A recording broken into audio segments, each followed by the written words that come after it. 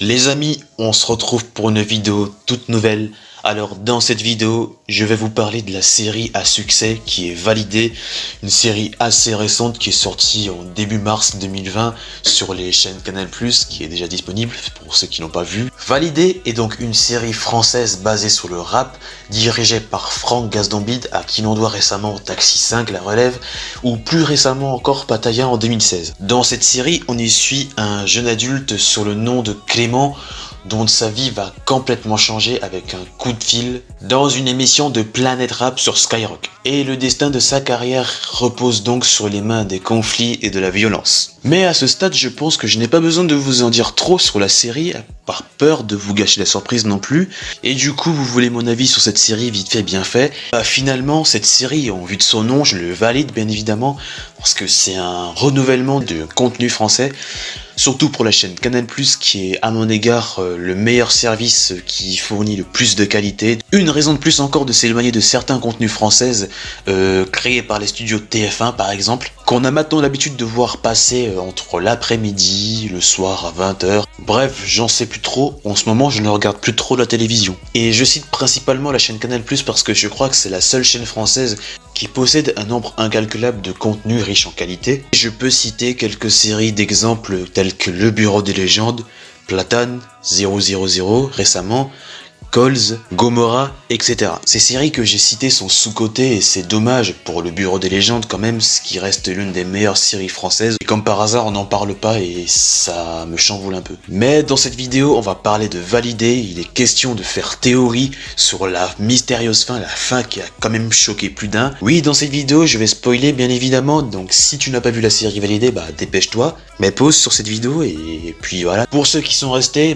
qui forcément ont regardé la série, on va donc parler de cette fin dont personne ne s'attendait, la scène où Apache et ses deux potes se font descendre dans une voiture quelques heures après son concert, et du coup, vous vous doutez bien que je vais théoriser sur l'identité des assaillants. Oui, la question se pose donc, qui est donc à l'origine de cette tragédie bien choquante? Qui a bien pu tenter de les assassiner? Et plus principalement, quelle sera l'intrigue de la saison 2, en étant conscient que Franck Gazdanbide a confirmé qu'il y aura une saison 2, théorie que j'ai à la fois imaginée tout en m'inspirant de certains passages de la série, et il y en aura 3. Autant dire que vous êtes déjà pas mal servi, mais sans plus tarder, place aux théories.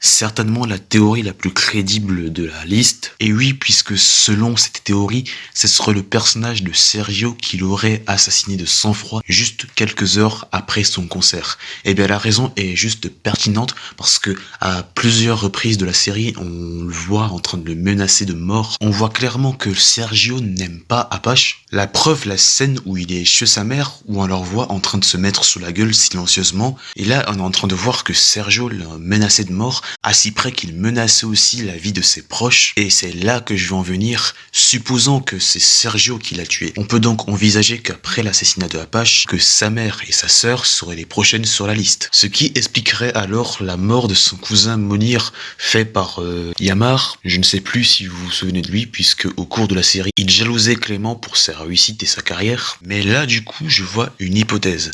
Ne serait-ce pas Yamar qui aurait fait le sale boulot à la place de Sergio, tout comme il l'aurait fait avec son cousin Mounir? La question se pose. Donc vous l'avez compris, j'en conclus donc que ce serait Sergio qui aurait renvoyé pour se débarrasser de Clément et ainsi que le reste de sa famille. Est-ce que cette théorie s'avoue donc vraie? À méditer. Bon, jusqu'ici, je n'y vois aucun doute puisque depuis la fin de la série, c'est l'une des théories les plus citées et même la plus crédible comme la précédente. Ça ne fait donc aucun doute que ce serait Carnage, le personnage qui est apparu au milieu de la saison, qui serait donc à l'origine de la fusillade. Alors cette théorie me semble pour moi quasiment la plus plausible, puisqu'on voit au fur et à mesure des épisodes que Carnage et Clément ne s'apprécient pas vraiment très bien. Mais du coup, moi, qu'est-ce qui me permet de croire que ce serait lui qui qui aurait éventuellement assassiné Clément. Alors tout d'abord, on sait que le personnage venait juste de sortir de prison et il était sorti aussi en même temps que Mastar, et Dieu sait que leur rencontre entre ces deux personnages pour la première fois en cellule n'était pas très équilibrée. Là, Mastar et Carnage venaient tout droit de sortir de prison et à ce moment-là, il était encore en partie en embrouille avec Clément. Mastar se retrouve devant son studio de disques en étant bien sûr prêt à reprendre ses productions de disques, mais à une seule condition: ne pas cohabiter avec Clément et sa bande. Et donc dans le dernier épisode, le final de la saison 1, du coup quelques heures après le concert de Clément, on a droit à une scène avec une petite confrontation entre Carnage et Mastar. Et dans cette scène, on a donc conscience que Mastar est en train de manipuler secrètement Carnage, tout en lui demandant pourquoi est-ce qu'il n'a pas sa part de rançon. Mais encore là, une question se pose. Et attention, ce que je vais dire sera uniquement basé sur ma propre vision des choses. C'est que selon moi, Mastar aurait utilisé l'argent de Carnage pour un projet bien plus secret. Et d'après vous, de quoi pourrait-il s'agir ?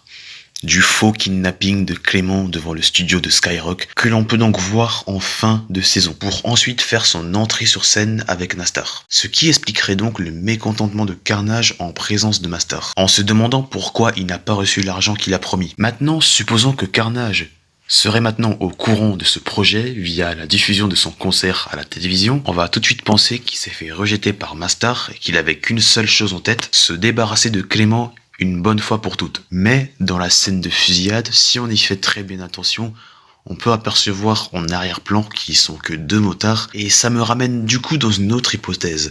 Souvenez-vous de la scène où on y voit une petite confrontation entre Carnage et Mastar, et on peut constater que Carnage est accompagné de deux bras, et là je me demande, et si ces deux soi-disant gardes du corps auraient été envoyés pour se débarrasser de Clément à la fin, serait-ce donc ces deux motards qu'on est en train de voir à l'arrière-plan? En tout cas, une chose est sûre, on va s'attendre à pas mal de retombées et de retournements de situation. Au vu des théories et des arguments qui tiennent la route, une chose est certaine, c'est que la vérité est très bien cachée. À méditer là-dessus aussi.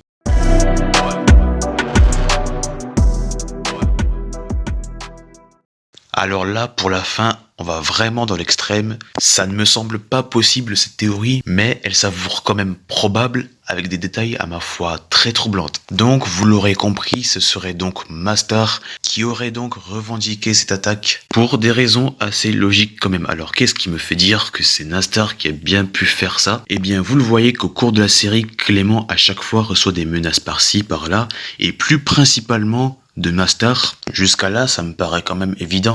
Mais du coup, comme vous vous le demandez, pourquoi est-ce qu'il se serait débarrassé de lui? Si je me réfère bien de ce que dit Snow, interprété par Franck Gastambide, il disait du coup à Clément que ses performances de rap dépassent clairement celui de Mastar. Et du coup, Mastar, en étant conscient de ça, se dit sûrement, au vu de la popularité rapide de Clément, a peur de perdre sa place dans le rap game. Et là, vous allez me dire, mais si ça aurait été encore le cas dans le dernier épisode de la saison 1, il ne serait pas apparu dans le concert de Apache. Mais si je vous disais que c'était Snow qui l'aurait convaincu à monter sur scène, parce qu'on savait que Clément rêvait de faire un feat avec son rappeur favori, et Snow, en étant conscient de ça, s'est servi de sa décadence pour encourager Mastar à monter sur scène. Ce qui permet donc à Clément d'obtenir enfin ce qu'il voulait. Pour faire simple, Mastar se foutait littéralement de son concert. Lui, tout ce qu'il veut, c'est récupérer le premier podium. Et dernier détail encore plus troublant. À la fin du concert, quand on voit Clément et sa bande en train de se diriger vers leur voiture, on aperçoit Snow dans une voiture noire avec Mastar derrière.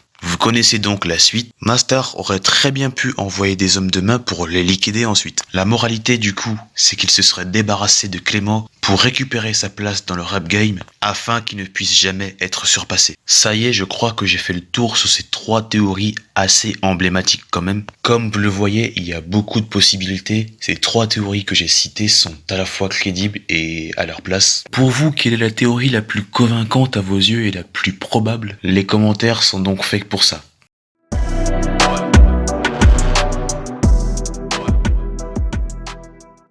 C'est donc la fin de cette vidéo. Si elle t'a plu, tu sais ce que tu as à faire.